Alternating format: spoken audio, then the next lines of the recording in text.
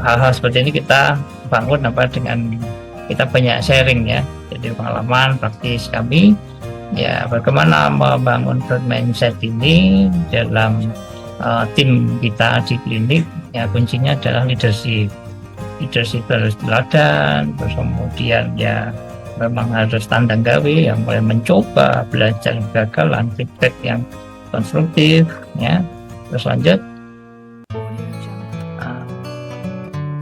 Nah, termasuk di sini adalah bagaimana edukasi dan training ini. Kadang kita tidak begitu, kita tahu mungkin, tapi tidak begitu peduli bagaimana membangun sebuah sumber daya manusia atau karyawan yang mumpuni.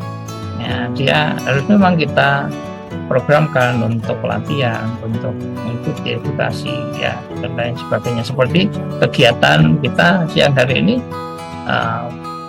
cukup harus ini merubah mindset, walaupun Bapak Ibu sebagai seorang owner, itu harus bisa mampu memberikan kesempatan kepada karyawan-karyawan untuk berkembang dengan mengikuti pelatihan-pelatihan agar wawasannya terbuka, kemampuan skillnya menjadi lebih baik. Lanjut ya, kreatif ya dalam melaksanakan tugas sehari-harinya dan biasanya kadang kalau tahap awal itu kan kita tidak langsung pada hasil, tapi adalah usahanya, yaitu harus kita appreciate. Jangan sampai kita hanya menginginkan hasilnya, lain nyatanya sudah 3 bulan ini tidak ada perbaikan, karena memang mau membangun itu adalah sesuatu yang perlu waktu dan kita harus bisa mendeskripsikan dalam tujuan-tujuan ataupun indikator-indikator yang terarah dan terukur. Lanjut. Fokusnya adalah pada proses, jangan pada langsung hasil. Jadi yakinlah kalau proses itu dikerjakan dengan sebaik-baiknya, itu hasilnya akan baik. Dan nanti di yang akan disampaikan pengalaman deterbelian itu nanti bisa menjadikan kita menata, oh ternyata begitu toh ya.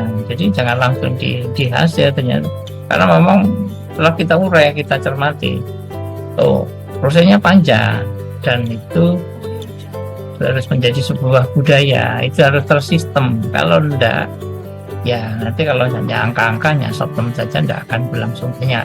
Lanjut. Open komunikasi ya, jadi ada komunikasi yang terbuka, feedbacknya harus dibangun budaya bahwa ini bersama-sama tim. Jadi jangan nyalahkan, jangan hanya pattern saja dari atasan bawahan, tetapi juga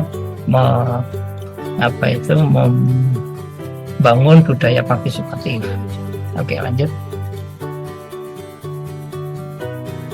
Nah, ini terakhir tentunya nih ya, mudah-mudahan tidak waktunya. Kesimpulannya apa? Mindset ini bukan hanya teori, tapi kekuatan dorong utama, dan ini tidak bisa serta-merta langsung ada, tetapi harus dibangun, harus sering sharing, harus sering belajar, harus sering mencoba, sehingga menjadi suatu yang kalau bahasa Jawanya bakoh gitu ya, sesuatu yang itu kuat gitu ya.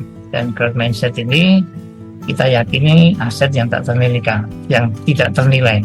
Jadi kalau orang mau mengembangkan biasanya bicara tentang modal, justru mindset inilah, karena ini tidak ada nilainya. Itu akan ada inovasi tiada henti, adaptasi dan perubahan, itu akan menarik dan mempertahankan talenta-talenta yang baik. Dia akan menghargai setiap sumber yang kita miliki dan upaya pencapaian kesuksesan jangka panjang.